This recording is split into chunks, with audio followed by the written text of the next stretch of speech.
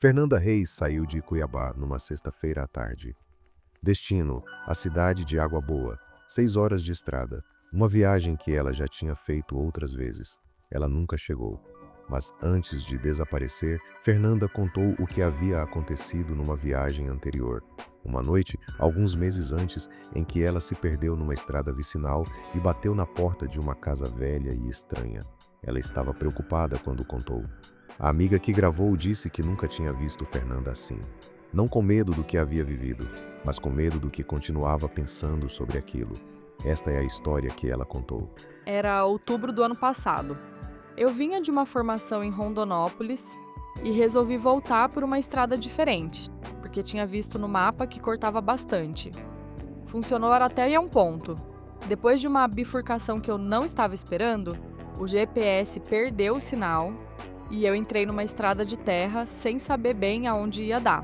Choveu muito, aí a estrada ficou difícil. Em algum momento eu percebi que estava num ramal que ia afunilando, cercado de mata dos dois lados e que eu não ia conseguir dar ré com segurança no escuro. Então continuei. Foi quando eu vi a luz. Uma janela acesa do lado direito da estrada. Uma casa, pequena, de alvenaria velha com uma cerca de madeira na frente. Tinha uma luz amarela dentro. Não era LED. Era aquela luz mais antiga, de lâmpada incandescente. E tinha fumaça saindo de algum lugar nos fundos, poderia ser de um fogão a lenha aceso. Eu fiquei parada no carro por uns 5 minutos antes de decidir bater na porta. Não queria incomodar, mas eu não sabia onde estava, meu celular não pegava e a chuva estava piorando. Um senhor atendeu, devia ter uns 70 anos, talvez mais. Cabelo completamente branco, rosto muito fechado, não hostil, mas fechado, como alguém que não está acostumado a receber visita. Ele me deixou entrar sem perguntar muita coisa, só perguntou de onde eu vinha. E quando eu disse Rondonópolis, ele ficou quieto por um segundo, como se estivesse calculando alguma coisa. Depois disse que eu tinha entrado errado em uma propriedade privada e que a saída era longa. Me ofereceu café. Eu aceitei, porque estava com frio.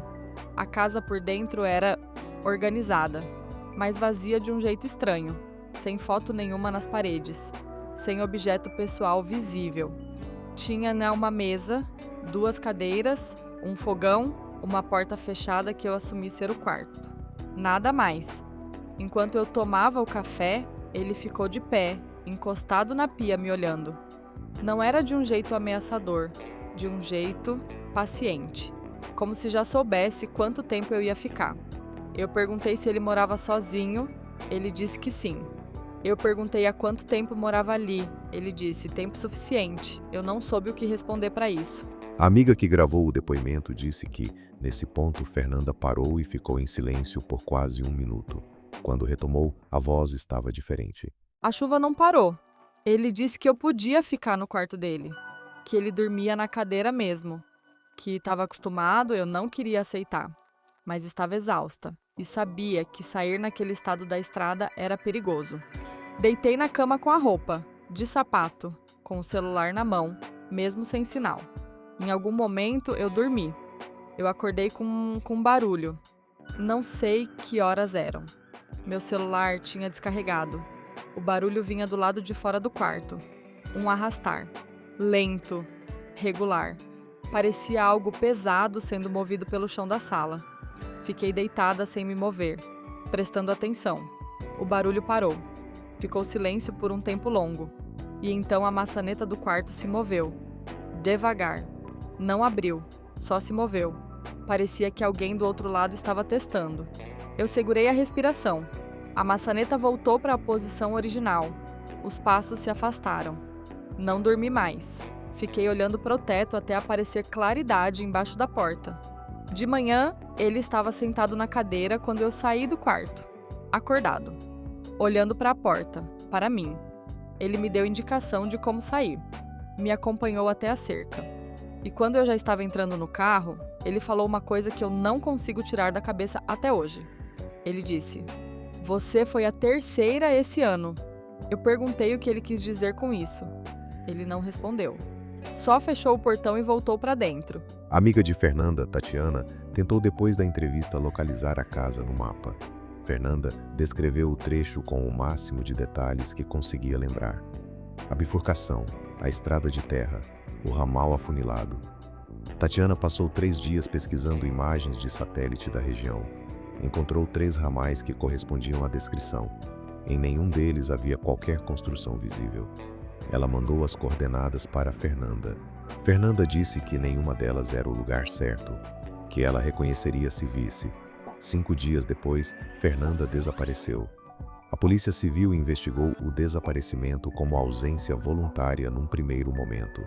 Reclassificaram para pessoa desaparecida em circunstâncias suspeitas 6 semanas depois, quando os registros do cartão bancário de Fernanda mostraram que a última transação havia sido feita num posto de combustível na BR-158, exatamente na mesma região onde ela descreveu ter se perdido meses antes. O carro estava com o tanque cheio quando foi encontrado.